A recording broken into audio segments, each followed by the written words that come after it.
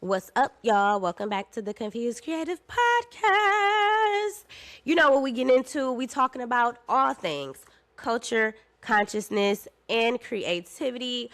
I am your host, Tiny. What's up? What y'all getting into? I'm a little sad. Okay, I'm gonna be real. I'm a little sad. I'm not really sad, and I'm hot. Okay, the AC broke in the studio, so we gotta make do. I hope y'all can't hear the fan though. But y'all, like, guess what I did? I stopped smoking.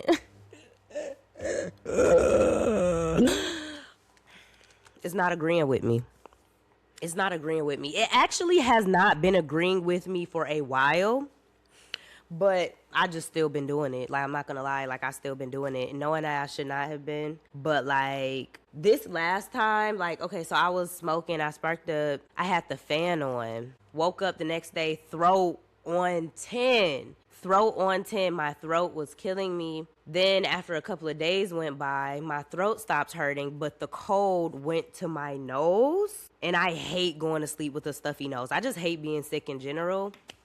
But I'm like, you know what? This is what I get. Because I told myself when I got back from my vacation, I'm not smoking no more. And I still was. But now, like, I just can't. Like I said, it's not really agreeing with me anymore. I honestly think if I didn't go to college, I wouldn't be smoking. I don't think I would be like that. I already kind of don't do it like that. It's like kind of once a day. That's what addicts say, don't they? I don't really even do it like that. Whatever. I'm not trying to make excuses, but that shit raps. Like, that shit is raps. Like, I'm not saying I'll never pick up a blunt again, but as far as it being a part of my day-to-day routine, I just don't feel like it fits my identity anymore. First of all, I love the feeling, but smelling like it, my clothes, the breath, that's not me. I'm a good smelling bitch. And I just don't feel like it fits my identity anymore. And then sometimes I do get a little lazy. The only good thing about it, I will say, is it does kind of propel my creativity. Like, sometimes when I be high, like, if I get the right high, bitch, sometimes that creativity be flowing. You know what I'm saying? But I don't need it. I don't need it. I'll check back in with y'all in about a month to let y'all know how the progress with that has been going. I wouldn't be disappointed in myself if I had another blunt again, but it just can't be as frequently as it has been. Like, the once a day thing is not it for me. Like, it has to be like wine or something. Like, you know how, you drink a little wine every now and again. Like, that's how I want it to be for me. Cause you know what it is for me? It's really the leaves. Like, I'm a leaf smoker. Bitch, I don't be smoking them papers. I am not a paper smoker. I am not that girl. So in order for me to live a healthy life and to live the life that I know I'm going to live, I know that leaves, grabba leaves, and the wraps and shit, that just cannot be a part of it. You got to go, bitch. Very sad day. Still fuck with you. Ooh, it ain't nothing like a little hit of that leaf and that bitch hit your back. Okay, whatever. It's nothing like it, but I had to let it go. That's my vice. Hopefully I don't replace it with anything. And then I saw this post where it says, like, don't go cold turkey, because if you do that, the pendulum is just going to swing the other way. And then you're going to get another addiction, or you're going to, relapse or whatever. But you know what? I went like 3 months before without smoking. I can do it again. I can, if I went 3 months, I can go a whole damn year, damn near. I don't want to because it's like, why? But I also just feel like there are more things that's important to me. And you got to listen to your body. When something's not agreeing with it, you got to listen. But yeah, it's fine. Whatever. It's fine. All right. So creative cousins. So today I kind of want to get into, first, I want to talk about shows. First. Love Island is back, bitch. First of all, okay, since I'm not smoking, I'm not giving, listen, I got only a couple of vices. It was smoking and reality TV. And I don't even consider reality TV a vice for real. But, if it becomes too obsessive, it can be a vice. But, bitch, Love Island is back. Bitch, and that's what I'm doing the whole summer. What you doing watching Love Island, bitch? That shit comes on every day. That's what I'm tuned into. And you know, I'm the type of reality TV watcher to where I'm very serious about my shit. Like after I watch my reality TV show, I'm also gonna watch a review from my favorite commenters about the reality show. So my favorite reality reviewers are Jesse Wu, Carlos King, and Blue Taluzma. I watch their channels all the time because, you know, I'm a Real Housewives girl. Right now I'm watching Real Housewives of Atlanta. I'm watching Love Island. What other reality show am I watching? I think those are the two main ones that I'm watching. Oh, and I always watch Baddies. But Baddies is like, you know, our Baddies is just WWE on Sundays. You know, it's just something to do. But right now, I'm really into Real Housewives of Atlanta and Love Island. And something that I love that Blue Taluzma said, that's a commentator that I watch. She said that, you know, watching these reality shows is really like a playground for urban anthropologists. And I just feel like, bitch, I'm an urban anthropologist. Okay? I just feel like I love studying human behavior.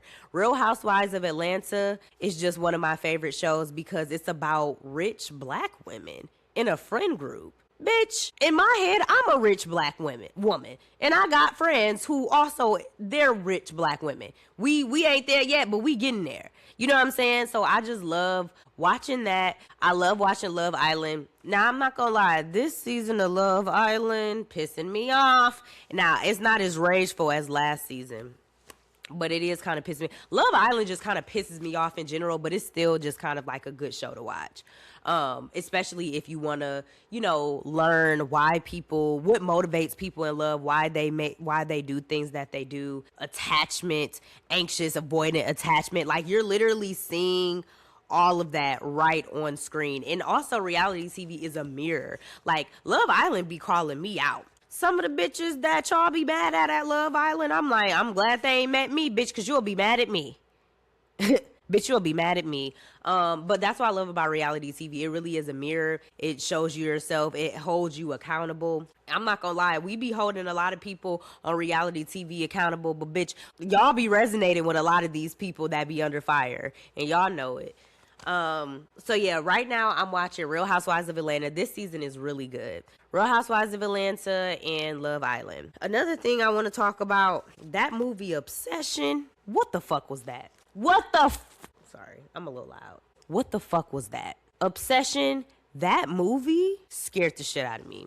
And it didn't scare me for reasons that you think. It scared me because of how accurate that shit actually was. Okay? If you haven't seen Obsession, it's pretty much about a guy who has a crush on one of his coworkers, and he does like this spell because I don't think she likes him back, allegedly, but like he does a spell on her in order for her to like him back. The bitch starts liking him back and it goes down, bitch. This bitch gets obsessed, hence the title. But it's not just like a regular obsessed.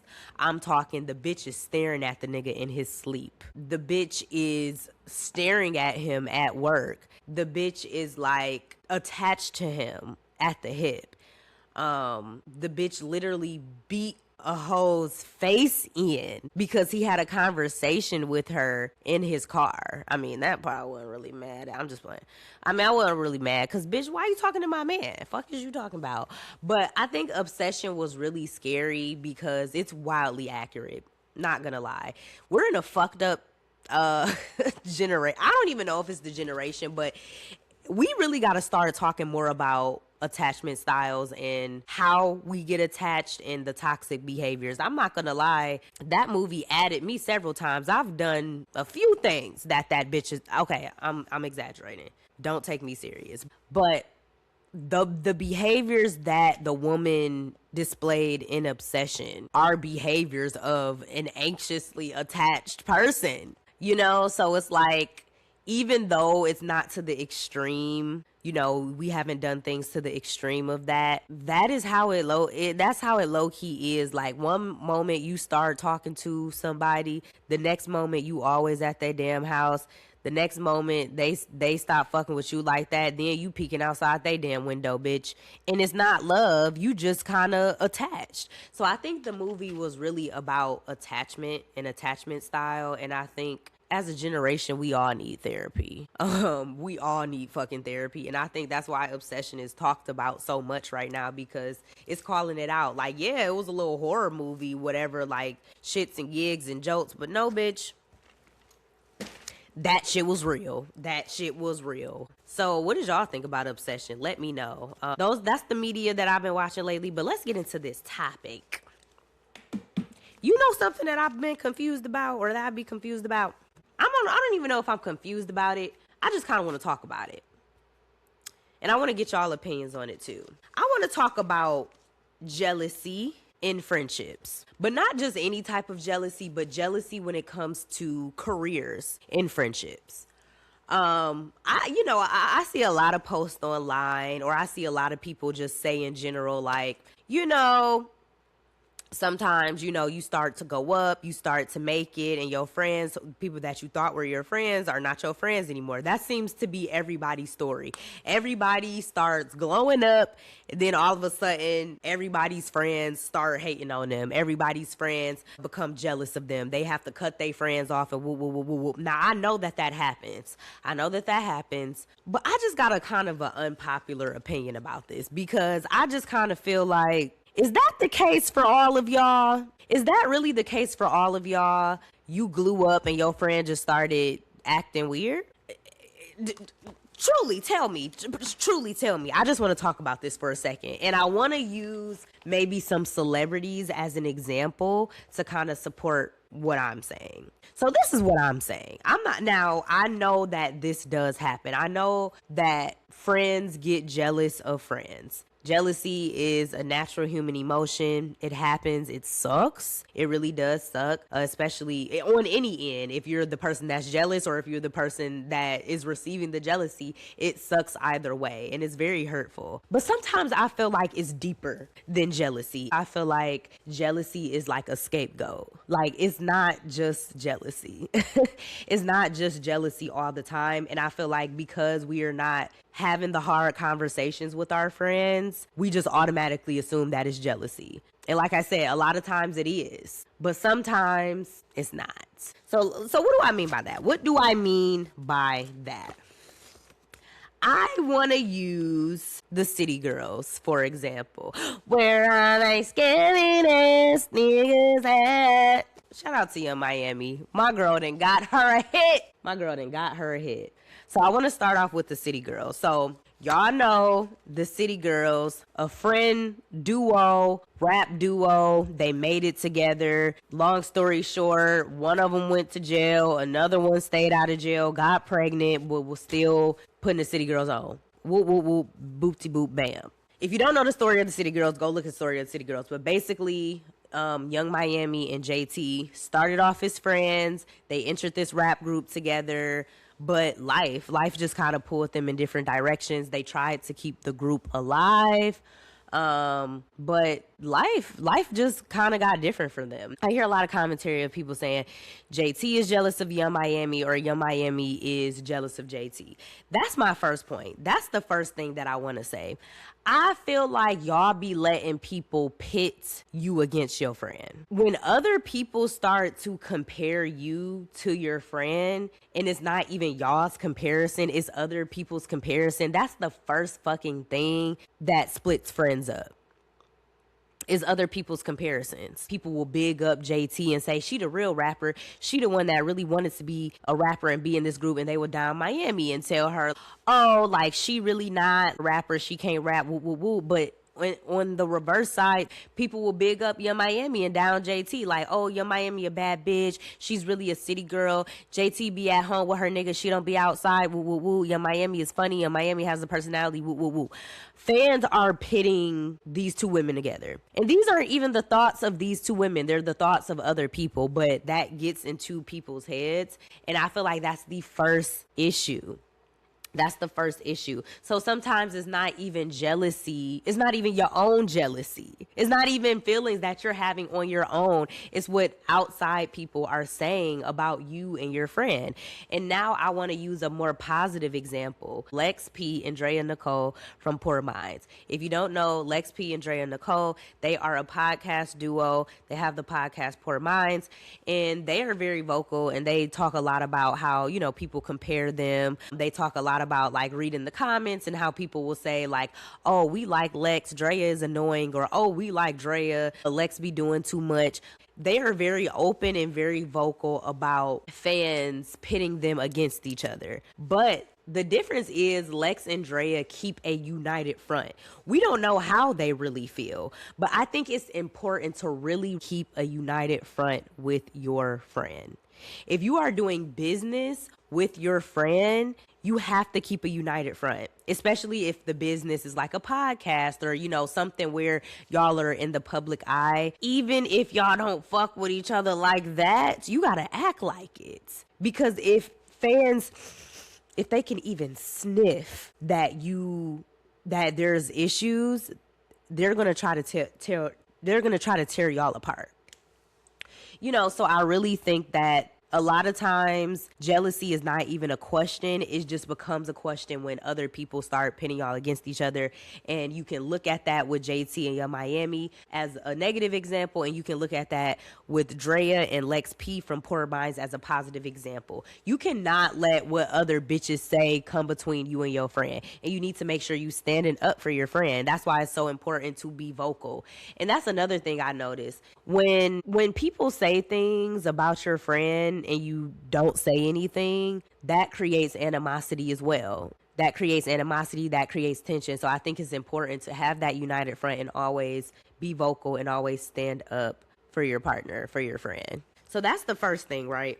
Now, when it comes to jealousy, people really do be jealous. I'm gonna be real. I think that there is a difference between being jealous of a friend and being a hater. I think there's a difference between being jealous of someone and being a hater of someone. And dare I say, I don't feel like being a hater is that bad. And don't, because some things deserve to be hated on. Period. Like, being jealous of someone is like, damn, I kind of want what you got a little bit. Being a hater of someone is kind of like how Kendrick Lamar hates Drake. Kendrick Lamar, I don't think by far wants to be Drake, but I do think that something irks Kendrick Lamar's spirit about this rapper nigga who gets a certain level of status by making, his words, not mine, McDonald's music. I think that's a valid thing. I think that's a valid feeling to have, and I think that's a valid thing to hate on.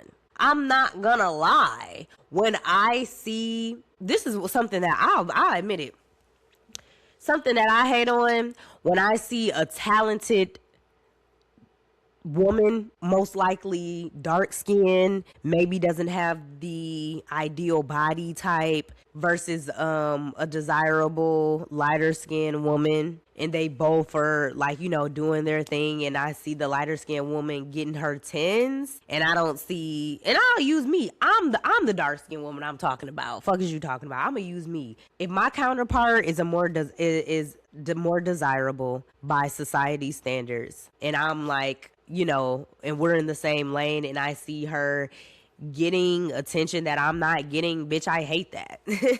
I don't hate you. It's like, I don't hate you, but I hate that. I hate that. I hate colorism. And unfortunately, you are a part of that. So I feel like in that case, that would make me a hater, but for a valid reason though, right? I don't know. I might sound a little weird. Y'all might not agree with me, but I just feel like we got to be honest. We got to be honest about shit. There is a difference between being jealous and being a hater. I don't want what you have, babe, but also I acknowledge that I'm working my ass off and I'm not receiving the same benefits that you are. It's like being jealous is like, damn, like I want to be her. I want what you have. Like, you know, it's just like, I don't want to be you. I don't want to be you, but I also kind of despise the fact that I am not getting the leverage that I think that I should because of the way that I look. I hate the system. I don't hate you. I hate the system. But people will still classify that as being a hater. But if that makes me a hater, bitch, I'm a fucking hater. And like I said, sometimes I feel like it's good to be a fucking hater. And I feel like a lot of people, before you claim jealousy, before you claim that someone is jealous of you, I feel like you should analyze that. Sometimes shit just don't be fair. Favor ain't fair. And that doesn't mean it's your fault. But, you know, it just is what it is. Okay, I also want to talk about, because I'm running out of time, I also want to talk about friends supporting your creative career. Do y'all feel like your friend has to like everything that you post or like all your stories or comment on everything you post to be supportive? And I know y'all probably saying no, but some of y'all do really feel like that. And that's okay if you feel like that. I just want to know why. Because have you ever kind of like fell out with a friend or had an argument with your friend and then they stopped liking your post and they stopped viewing your story and they pulled the support back? I just feel like social media is one way of supporting your friend, and I feel like there are so many other ways of supporting your friend. And I do feel like it's kind of unfair when bitches like feel like other bitches are weird because they're not liking every post. I'm not gonna lie to you, bitch, you ain't gotta like everything I like, but are you paying for the service? It's so many friends that I have that I know don't watch the pod, but I'm not offended by that. I'm not offended by that. They don't watch it, they don't share it, but they show up for me in other ways. Like when I put out my little fund me thing to fund like my next project, I had friends that never liked my shit drop a bag on me. So there are different ways to support. You can support financially. You can support by mentioning someone's name in a room. Yes, some people do support through social media, through liking, through commenting, through subscribing, because those people have that social media leverage to get you to where you need to go. But I do think it's kind of weird to just be like, well, this bitch don't support me because she don't like none of my shit. Now, okay, if a bitch is just never liking your shit, okay, maybe it's a little weird. But like, damn, bitch, I gotta like all your pictures. I gotta watch all your damn stories. I gotta do this. I gotta do that.